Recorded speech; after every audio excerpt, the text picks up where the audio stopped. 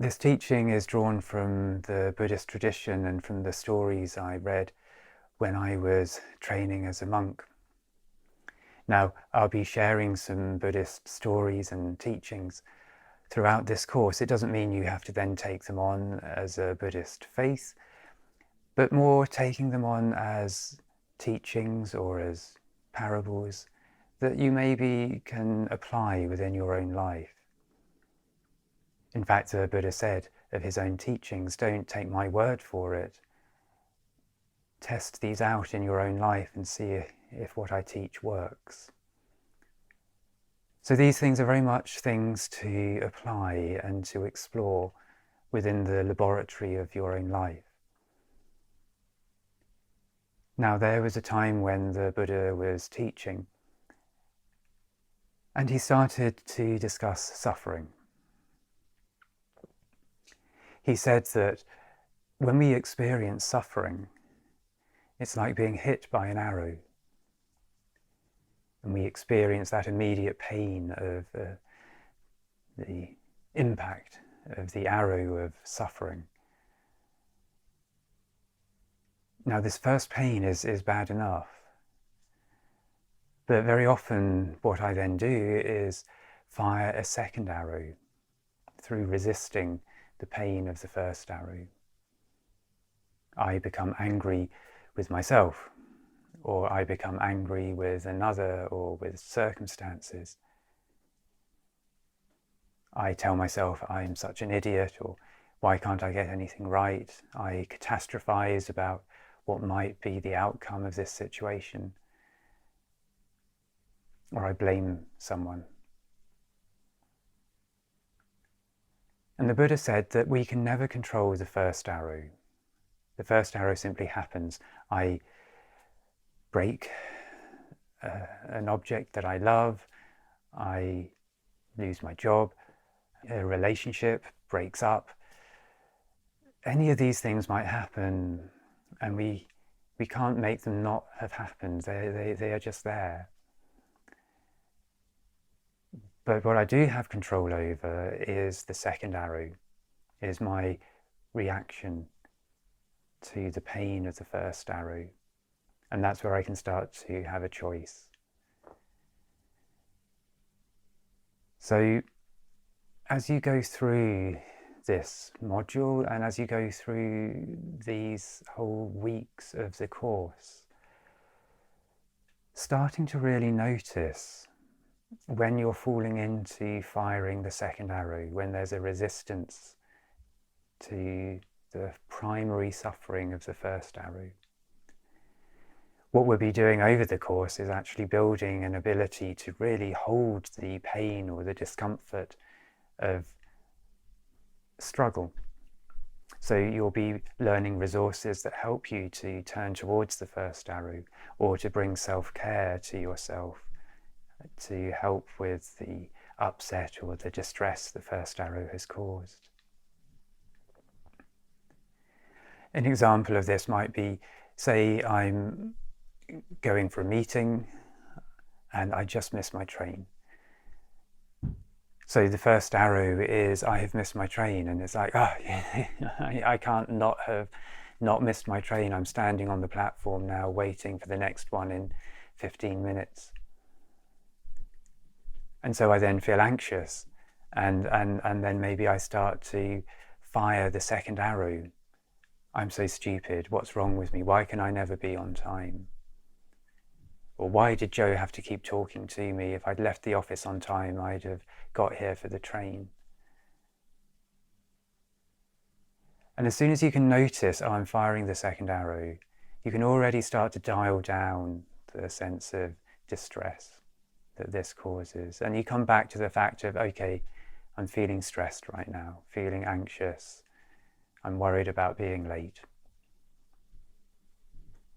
Then the question becomes, well, what do I do about this first primary suffering? And maybe you can call ahead, maybe you can notify people, I'm really sorry, but this has happened, I may be running a bit late, or you maybe sometimes start to find alternative ways of coping with that. Now, I do remember when this happened to me when I was on my way to a teaching engagement, and I didn't miss my train, but I could have got an earlier one, but I was taking a train that was going to get me there just on time. And the train was held at some signals, and I just kept sitting there, and it was like, are we going to move? 5 minutes later, the train still hadn't moved. And of course, then there started to be the second arrows of, oh, if I'd just left earlier, if I'd made it so that I was arriving half an hour early, then this wouldn't be an issue. And then I reminded myself, okay, well, there's nothing I can do right now about this train not moving. And I can simply be present to feeling anxious. And so by sitting there, taking some long, slow, deep breaths, by being present to the worry, I was able to process the discomfort. And then the train started moving, and I arrived just in time. But it meant that I was able to walk into the meeting and present the meditation session feeling quite centered and calm. I didn't arrive feeling flustered or full of cortisol because I'd got so much stress going on in me. Cortisol and adrenaline, the things that are released when we go into stress. So if you can learn to simply come back to the first arrow and recognize that that's what's there, then already you're starting to dial down some of the responses that are less helpful to suffering or stress. Now, there's going to be an image come up on the screen in a moment. It comes from this book, Living Well with Pain and Illness, by Vidyamala Birch. And if you're interested in exploring more how to work specifically with pain in the body or emotional pain, then this is a very helpful book to read. Now, looking at the chart that's come up on your screen, you'll see that there is primary suffering, the first arrow, and this is physical pain or unwelcome events or life experiences. And then there's resistance. And out of this resistance to the first arrow comes the second arrow, or secondary suffering. And this secondary suffering can divide into one of two responses. We either go into blocking or we go into drowning. So as I read through this, seeing if you recognize your own autopilot way of responding to suffering.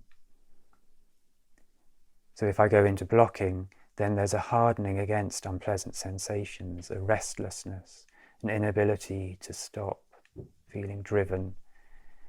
There may be addictions, being emotionally brittle and edgy, feeling anxiety, anger and irritability, denial, and being in the head and not in the body, a tendency to be overly controlling.